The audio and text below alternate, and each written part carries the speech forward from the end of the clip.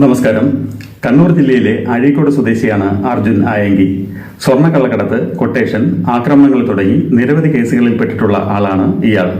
2021 ജൂണിൽ കരിപ്പൂർ വിമാനത്താവളത്തിൽ വെച്ച് സ്വർണ്ണക്കള്ളക്കടത്ത് നടത്താൻ ശ്രമിക്കുകയും അയാളെ ED അറസ്റ്റ് ചെയ്ത് മാസങ്ങളോളം ജയിലിൽ അടയ്ക്കുകയും ചെയ്തിരുന്നു.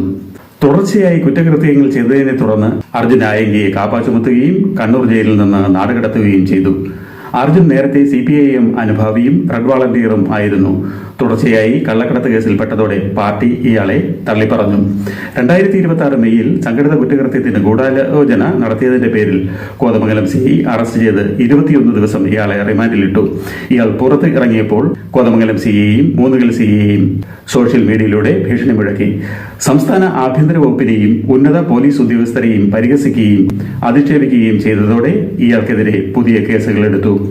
സംസ്ഥാന നിയമവ്യവസ്ഥയെ വെല്ലുവിളിച്ച് പോലീസിന് മാനക്കേടുണ്ടാക്കുകയും പോലീസിനെ വട്ടക്കറക്കുകയും ചെയ്തു. ഇയാൾ ഒളിവിലിരുന്ന് സോഷ്യൽ മീഡിയയിലൂടെ തന്നെ പിടിക്കാമെങ്കിൽ പിടിച്ചോളൂ എന്ന് വെല്ലുവിളി നടത്തി. അങ്ങനെയിരിക്കെയാണ് ശനിയാഴ്ച അർദ്ധരാത്രിയിൽ ഒരു ഓട്ടോ ഡ്രൈവറുടെ ഫോൺ സന്ദേശം പോലീസ് ആസ്ഥാനത്ത് എത്തുന്നത്. തന്റെ ഓട്ടോയിൽ ആയങ്കി കയറിയെന്നും ഇടയ്ക്ക് വെച്ച് തന്റെ ഫോൺ വാങ്ങി സുഹൃത്തുക്കളെ വിളിച്ച് കാർ വരുത്തിയെന്നും പിന്നീട് അതിൽ കയറി പോയെന്നും പോലീസിനെ അറിയിച്ചു. ഉടൻ തന്നെ കണ്ണൂർ ടൗൺ മുഴുവൻ പോലീസ് വളഞ്ഞു. ടൗണിലെ നിരവധി CC ദൃശ്യങ്ങൾ പരിശോധിച്ച് കാറിന്റെ റൂട്ട് കണ്ടുപിടിച്ചു. ശനിയാഴ്ച പുലർച്ചെ 2:30 ഒരു അഭിഭാഷകനെ കാണാൻ വേണ്ടിയാണ് ആ അപ്പാർട്ട്മെന്റിൽ അർജുൻ ആയങ്കി എത്തിയത്. പോലീസ് എത്തിയപ്പോൾ ഇയാൾ ഓടി രക്ഷപ്പെടാൻ ശ്രമിക്കുകയും പോലീസ് ഇയാളെ ഓടിച്ചിട്ട് പിടിക്കുകയുമാണ് ഉണ്ടായത്. ആ ഓട്ടോ ഡ്രൈവറുടെ പൗരബോധം ഉണർന്നതുകൊണ്ടാണ് അയാളെ പിടിക്കാൻ പോലീസിന് ആയത്. അല്ലെങ്കിൽ ഇന്നും ഇയാളെ തേടി പോലീസ് നട്ടം തിരിഞ്ഞേനെ.